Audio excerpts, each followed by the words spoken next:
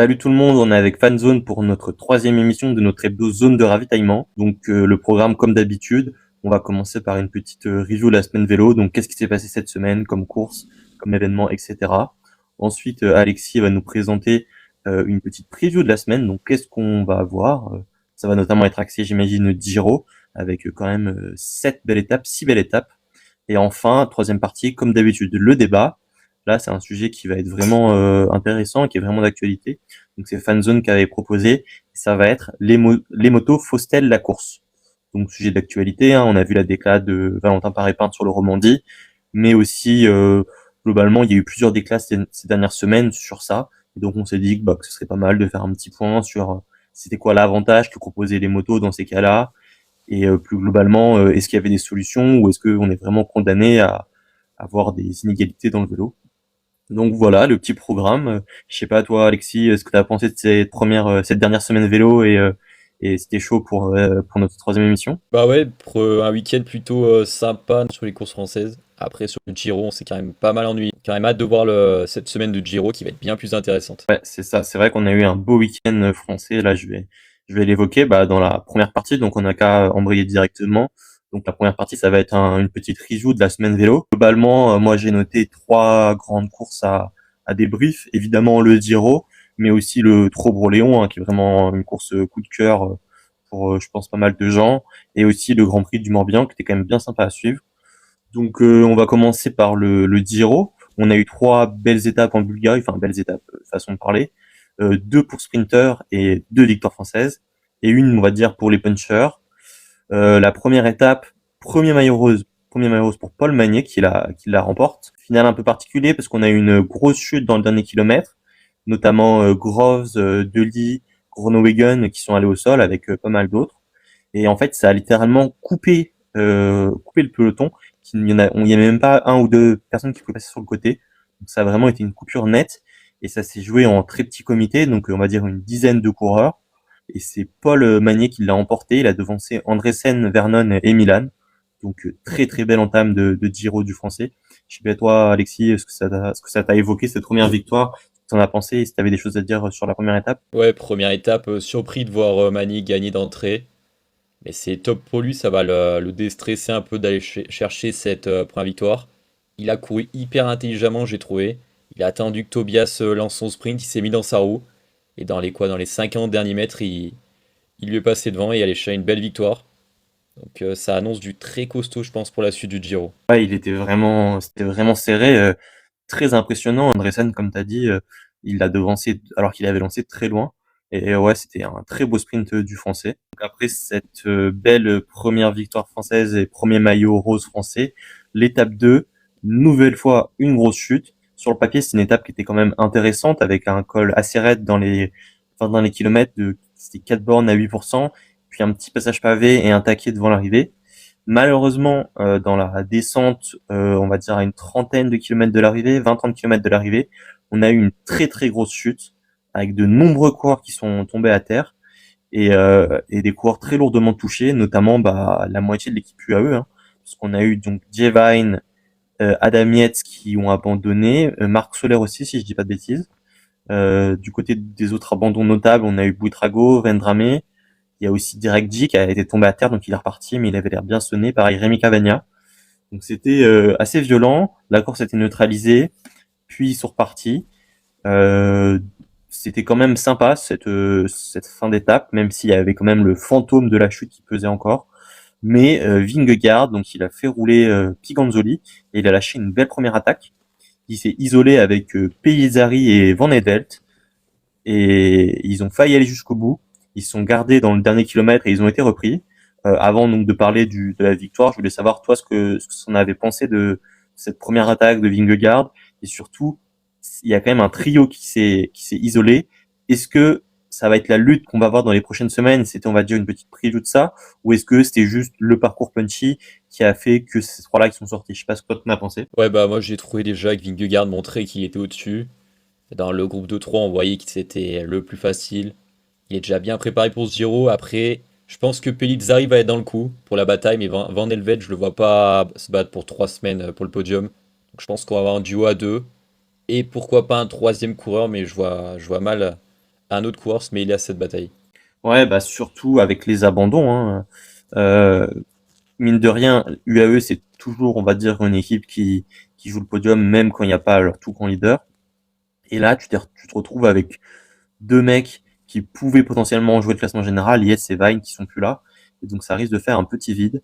Et j'ai eu la même analyse que toi, Vingegaard dominant, Pellizzari quand même très intéressant, et je pense qu'on peut attendre de belles choses de lui. Plus globalement, l'arrivée, c'était sprint en petit comité. On a eu une belle surprise. C'est donc Guillermo Silva, si je dis pas de bêtises, qui l'emporte et qui porte le maillot rose grâce au bonif.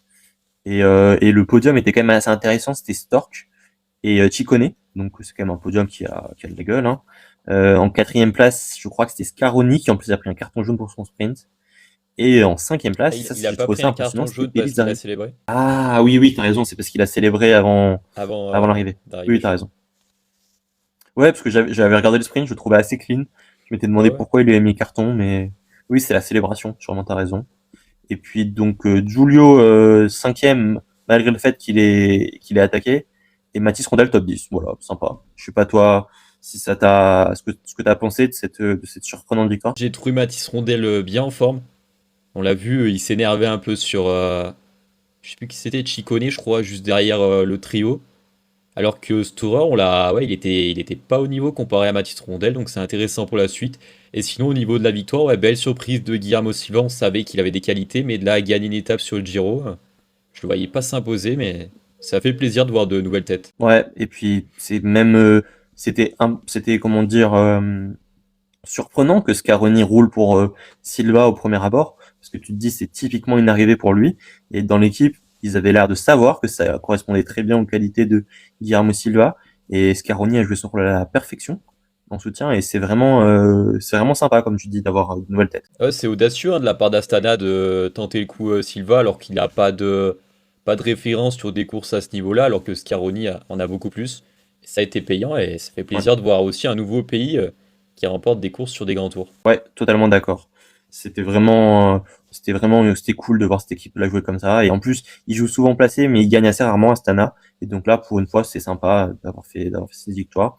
Je sais pas, toi, plus globalement, si t'as une impression, quelque chose que tu retiens en particulier de ces trois premiers jours du Giro, ce petit séjour en Albanie, ou si t'as dit tout ce que t'avais à dire sur le Giro.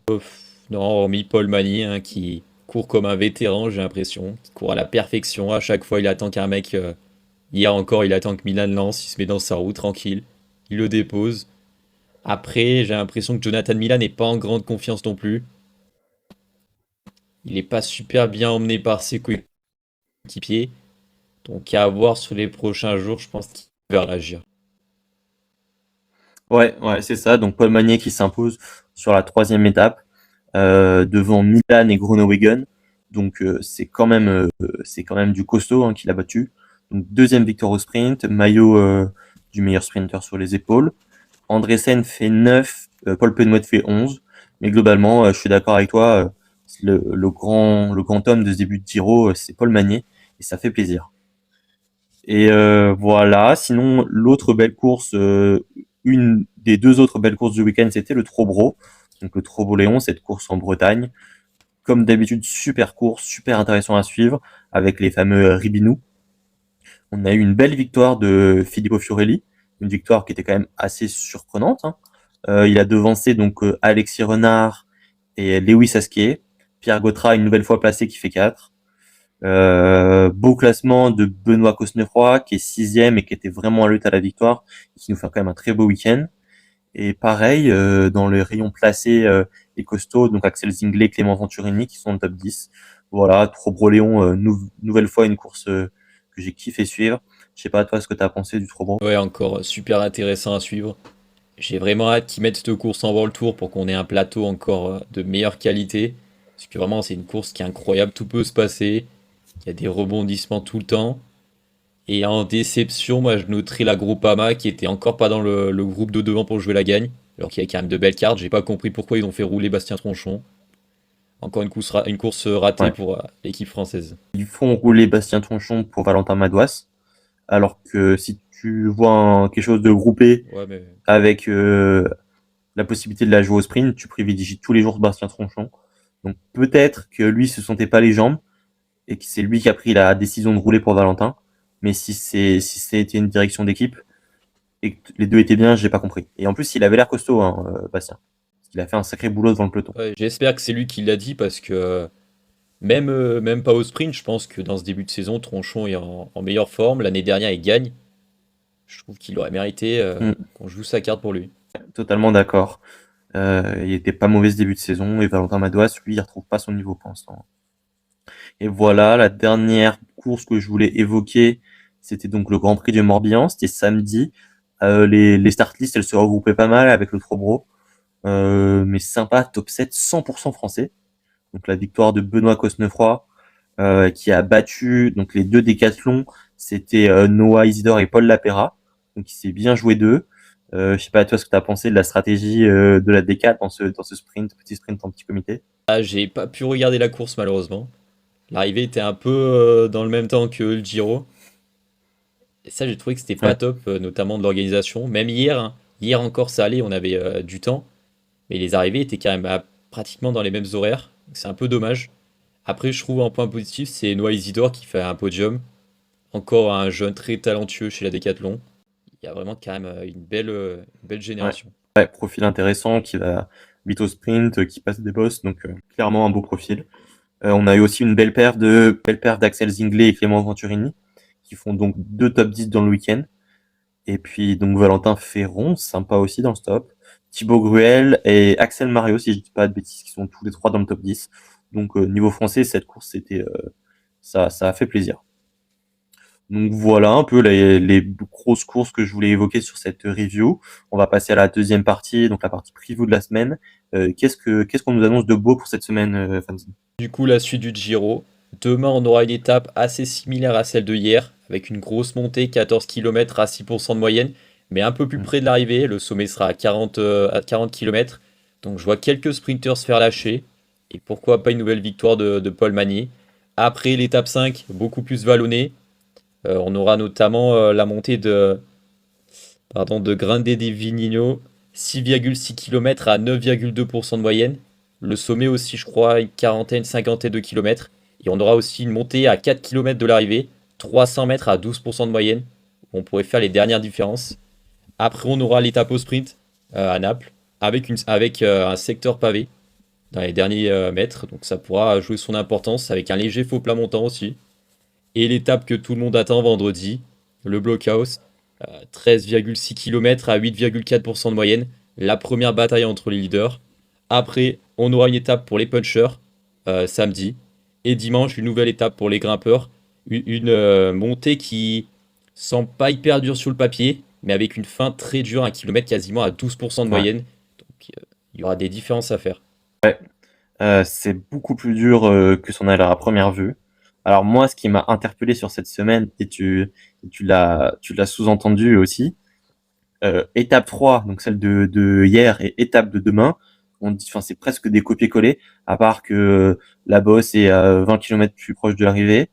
Après, tu regardes la première étape de montagne, le blocos, euh, c'est une course de côte quasiment.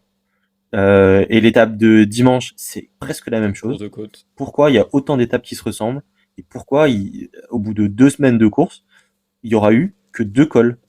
Ouais, c'est. Après, j'ai envie de dire, on revient un peu au grand tour d'avant.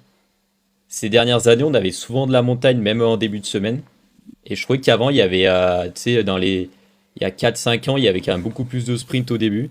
Donc, je sais pas, ils ont voulu peut-être attirer les sprinters pour changer un peu. Ouais, bon, stratégie gagnante parce qu'il y a quand même une très belle start list pour les sprinters. Moi, je pense qu'ils avaient aussi en tête le fait de pouvoir faire que le maillot se change d'épaule à plusieurs reprises, ce qui devrait quand même arriver. Hein. Je vois pas nécessairement le maillot rose actuel le garder jusqu'au blocos, mais c'est pas impossible. Mais ouais, très déçu de l'étape de demain. Par contre, je pense qu'il y aura plus de sprinters lâchés. C'est quand même un peu plus dur que celle d'hier. Et donc demain, je m'attends à ce que Groenewegen, Milan ait pété, personnellement. Pareil. Et je vois Mani par contre passer. Ce serait vraiment très très fort pour le français. Voilà, je sais pas Et ouais, si tu Milan. voulais évoquer une autre course. Non, pas forcément. Après, je voulais aussi évoquer ce jour de repos. qui est, bon, bah, c'est financier, hein. C'est pour faire le transfert entre la Bulgarie et l'Italie, parce que le jour de repos, pas se mentir, il sert à rien, au bout de 3 jours de course. Donc c'est un peu dommage qu'on mette un jour de repos d'entrée, mais bon, ils ont préféré l'aspect financier. On a un peu l'habitude maintenant avec le Giro des départs qui sont quand même assez loin de l'Italie. Ouais, non, mais c'est ça, hein. Ils payent plus, du coup, ils partent de là-bas parce qu'il y a une obligation de mettre un jour de repos si les transferts font plus de, je crois, 200 kilomètres, je vais dire un chiffre approximatif. En gros, l'idée, c'est ça, c'est que si jamais le transfert est de plus de telle distance, il doit y avoir un jour de repos. Et donc, l'année dernière, ils partaient d'Albanie. Pareil, Ouais. deux, trois étapes et jour de repos. Ça coupe un peu, la chic. Et honnêtement, on en a déjà évoqué dans notre grosse preview, mais le parcours, c'est pas le meilleur qu'on ait vu depuis longtemps. On risque encore un peu de s'ennuyer cette semaine, à mon avis. Ouais, après l'étape de mercredi a l'air assez vallonnée. Moi, personnellement, je vois plutôt une échappée gagner, qu'on pourrait avoir du spectacle devant. Ouais, sympa mercredi. Et moi, c'est celle de samedi, avec les 4 petites bosses, mais en toute fin de parcours, qui s'enchaînent très vite. J'ai vraiment hâte de voir ce que ça donne. Et puis ouais, je voulais glisser un petit mot aussi sur l'étape du Blocos, que tu as bien présenté avec ce col donc on connaît bien, qui est très dur. Mais ce qui est vraiment marquant, c'est la longueur de l'étape. Elle fait presque 250 km. Ça faisait belle lurette qu'on n'ait pas eu une étape de contour aussi longue et qui se finit par un col aussi dur. On peut avoir des surprises, des organismes plus fatigués que d'habitude, et du coup, il y a deux options. Soit un nivellement du niveau et pas d'écart, soit au contraire, si jamais ça attaque à toute berzingue, on peut avoir des énormes écarts, et même en un col, parce que 250 km, c'est une distance proche de celle d'un monument, hein. La plupart des Ouais. étapes les plus longues des derniers grands tours, elles faisaient 200-210. Et surtout, la montée du blockhouse est encore très longue, hein. Elle fait pratiquement 14 km, donc Ouais. il y a de quoi faire des écarts. Voilà. Donc voilà, ça, on verra bien ce que ça donne, cette étape très longue. Ça peut être une belle surprise, on verra. Bon, je propose qu'on passe à la partie que tout le monde attend, le débat. Donc le sujet donc que tu avais judicieusement proposé la semaine dernière, qui était les motos fausses-elles la course. On va aussi parler des voitures, hein, parce que ça joue ce même rôle que les motos, mais c'est plus encadré maintenant. Du coup, nous, on a plutôt axé moto pour toucher l'actualité, notamment avec la déclat de Valentin Paré-Pinte sur le Romandie. Donc, comme c'est ton sujet, je vais te laisser poser rapidement le contexte et introduire le sujet, et nous dire ce que tu en penses. Donc il y a eu le Tour de Romandie, Valentin Pérépin qui était dans l'échappée, qui s'est plaint que le peloton avait été aidé pour faire gagner Pogačar avec les motos. Voilà, donc c'est là où ce débat a été un peu lancé. Personnellement, je trouve qu'il n'y a pas forcément d'avantage. Il y a des motos devant l'échappée et devant le peloton. Il y a peut-être quelques secondes, mais c'est pas ça qui les fait rentrer sur l'échappée, je pense, dans les courses. Donc je pense pas que ça a un réel impact. Après, niveau sécurité, je trouve quand même qu'il y a beaucoup de motos autour du peloton ou n'importe quel groupe. On l'a vu sur le Tour de France il y a 2 3 ans, Pogačar qui attaque et qui peut pas, et pas poursuivre son attaque à Ouais. cause des motos. Des fois, on voit aussi des coureurs qui tombent à cause des motos. Je trouve qu'il y en a un peu trop et que ça dérange la Mhm. course. Ouais, tout à fait. C'est bien, puisqu'on est, bon, on le savait en préparant le sujet, hein, mais on n'est pas tout à fait d'accord. Moi, je pense que les motos jouent un rôle trop important en termes de drafting et de d'aspiration, même devant l'échappée. Moi, je suis pas fan de l'argument. Oui, il y a une moto devant l'échappée, il y a une moto devant le peloton. Alors ça, c'est vrai. Par contre, la différence, c'est que devant le peloton, c'est les coéquipiers de Pogacar qui roulent, et devant l'échappée, c'est les mecs de l'échappée qui roulent. Donc quand Pogacar il va attaquer, lui, il aura été dans le drafting, alors que les échappés, ils auront roulé. Et je pense que ça fausse quand même le jeu. Évidemment, c'est pas ça qui a fait que Valentin Paré-Pinte a perdu contre Pogacar, mais dans l'idée, j'aime pas. Et, voilà, on avait aussi eu la polémique sur Paris-Roubaix, et j'avais été rechercher donc une citation donc c'est Oliver Nason, donc sur le retour de Pogacar après sa crevaison. Donc il a dit mot pour mot: les motos formaient un mur devant notre groupe. Grâce à cela, nous roulions 15 km/h plus vite avec Pogacar et ses coéquipiers. C'était incroyable de voir comment ils nous entraînaient avec leur moto. Donc c'est quelque chose qu'on entend et qu'on voit de plus en plus dans le peloton. Et les coureurs sont assez énervés. On voit de plus en plus de ces mecs qui font des grands gestes comme ça quand c'est leur pote qui roule dans l'échappée et que on Ouais. tire le peloton. Et donc sur Roubaix, ça a clairement joué un rôle. Mais plus globalement, je me rappelle en début d'année je crois que c'est la Volta Valentiana, donc Remco qui attaque vraiment dans le sillage des motos, et Mathis Rondel qui finalement est derrière Remco et a sûrement moins d'inspiration que lui. Et pareil, c'était Jacob Fuglsang qui a dit sur la victoire de Van Der Poel sur le 3 qu'il aurait jamais gagné à 1 contre 4 sans les motos. Moi, je trouve que ça prend de plus en plus de place et ça prend trop de place. Ouais, après, sur une course comme Paris-Roubaix, je pense que, tu vois, il y a des groupes. Le groupe de Pogacar, forcément, il est filmé. Donc, on aura forcément une moto Ouais, dessus. Mais un groupe qui va ouais. être, tu vois, juste derrière la tête de course, mais sans grand coureur, il n'y aura pas de moto. Et ils vont être défavorisés par rapport à un groupe où il y a Pogacar. C'est ça. Donc, comme tu dis, les motos, elles ont ce rôle qui est essentiel dans le vélo, c'est de nous rapporter les images. Les motos, ça fait clairement partie intégrante du paysage. Au même titre que les voitures suiveuses et que les voitures des directeurs sportifs. Mais aujourd'hui, je trouve qu'ils dépassent un peu leur rôle de support, de moyen de communication, et qui jouent un rôle dans la victoire. Est-ce qu'ils cherchent à favoriser tel ou tel coureur, comme Valentin Paré-Pinte l'a laissé entendre? Est-ce qu'ils veulent faire gagner Pogacar? Je je pense pas. Peut-être que je me trompe, mais je pense pas. En revanche, de facto, comme tu as dit, ils vont aller chercher les gros noms lâchés, les gros noms à l'attaque, ils vont se mettre devant, ils vont les filmer. Et donc, ces mecs qui sont déjà meilleurs que les autres vont se retrouver avec un avantage supplémentaire. Après, ça, c'est un peu dans tous les sports. C'est la notoriété. Mm. Tu as des sports où, par exemple, les arbitres vont pas mettre un jaune Ouais, parce que c'est, je sais pas, c'est Messi, tu vois. C'est un mec lambda, ils vont ouais, mettre ce carton jaune. Les stars sont un peu favorisées, entre guillemets, dans chaque sport. Mais bon, cette réputation, ils l'ont aussi obtenue grâce à de gros résultats avant. Après, oui, c'est sûr que les mm, motos, on sait jamais trop où elles sont devant les groupes parce qu'il y a le zoom. Et je pense qu'il faudrait mettre une distance, tu vois, réglementaire et que les contreurs, pardon, les contrôleurs qui, par exemple, vérifient si les cyclistes sont pas, tu sais, en aération avec leur voiture, tout ça, devraient aussi contrôler les motos pour ouais, pas qu'elles aident le peloton ou la tête de course. c'est ça. D'ailleurs, là, il y a une telle, comme tu dis, une telle mesure qui a été prise donc récemment, et la distance minimale entre grands guillemets entre moto et coureur, elle était à 10 mètres, elle est passée à 25 mètres. Donc c'est mieux. Mais je me suis dit pourquoi 25 mètres? Donc j'ai été un peu creuser et chercher les chiffres. Donc là, il y a une étude donc qui a été menée donc par un institut néerlandais qui s'appelle Bregen et qui a étudié l'aspiration. Donc c'est plus complexe que l'aspiration et que le simple drafting.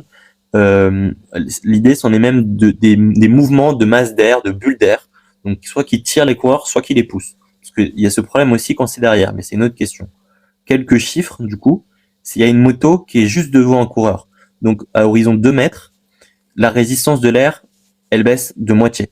Donc l'écart est énorme. Donc dans une situation d'un contre-la-montre, donc ils ont pris une vitesse moyenne de 54 km/h, qui est pour un contre-la-montre plat, standard, on va dire. S'il y a une moto qui est 20 mètres devant le coureur a un avantage de 3,4 secondes par kilomètre. Si la moto est 30 mètres devant le coureur, il a encore un gain de 2,6 secondes par kilomètre. Et si la moto est 50 mètres devant le coureur, donc on parle en ligne droite, hein, parce que 50 mètres, si c'est en virage, ça marche plus, et 50 mètres en ligne droite devant le coureur, il a encore un avantage de 1,6 secondes par kilomètre. Quand on sait que c'est contre la montre, donc de 25-20 km se joue souvent à la seconde, parfois au centième, généralement à une poignée de secondes, on voit que les écarts sont énormes. Entre si Philippe Ogana il a une moto devant lui ou si c'est Remco qu'on a deux, ça va tout changer. Et pour moi, ces chiffres, ils sont quand même titanesques. Les écarts sont plus importants que ce que je pensais avant d'aller vérifier. Ouais, ça fait quand même de gros écarts, même sur un contre-la-montre, ouais, comme tu le dis, où ça joue à pas grand-chose, ça a un impact. Surtout que on voit souvent les mêmes noms sur les contre-la-montre. C'est peut-être pour ça aussi, parce que les coureurs qui sont moins connus, bah, ils n'ont pas de moto, personne les filme, alors que les favoris, bah, forcément, on va les filmer, parce que c'est ça qui intéresse les gens. Ouais, c'est vrai. Et du coup, est-ce que toi, tu avais on va dire, des idées, des pistes que tu avais lues ou auxquelles tu as pensé, des propositions? Qu'est-ce que tu ferais, toi, si tu à la place de l'UCI ou de ASO pour mettre en place, pour qu'on va dire, pas que ça disparaisse, parce qu'on a besoin des images, donc on a besoin des motos.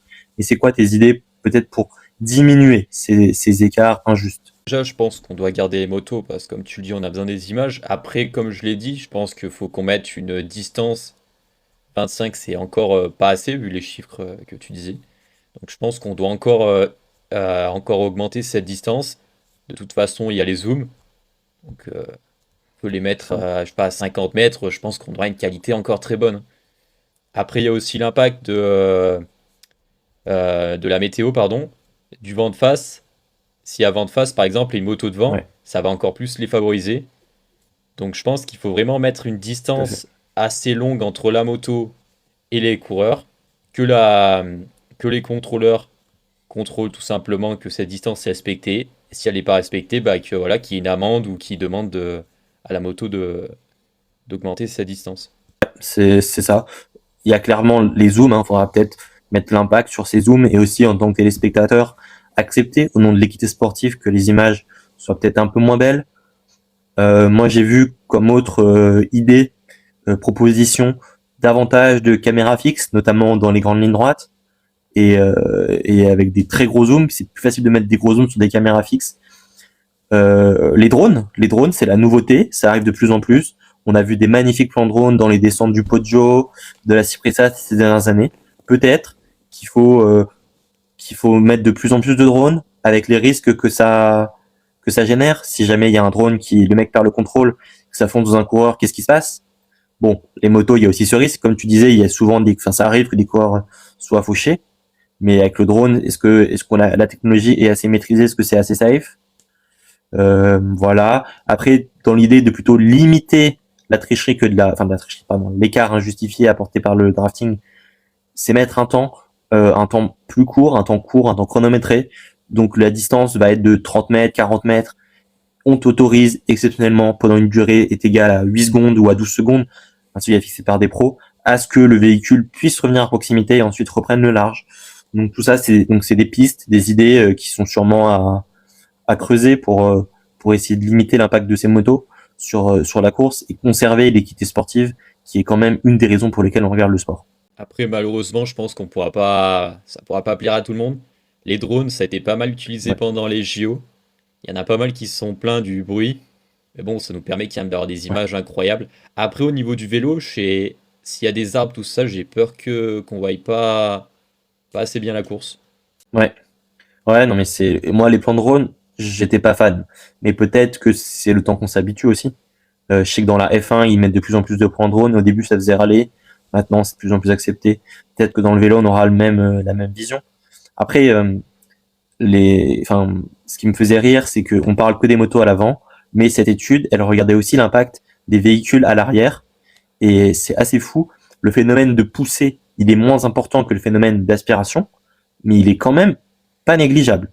Et, euh, et du coup, en regardant donc les chiffres pour conclure très vite, sur un contre-la-montre de 50 km, si une moto est à 1 mètre derrière un vélo, sur une distance comme ça, il gagne 60 secondes sur 50 km. Une minute, c'est énorme.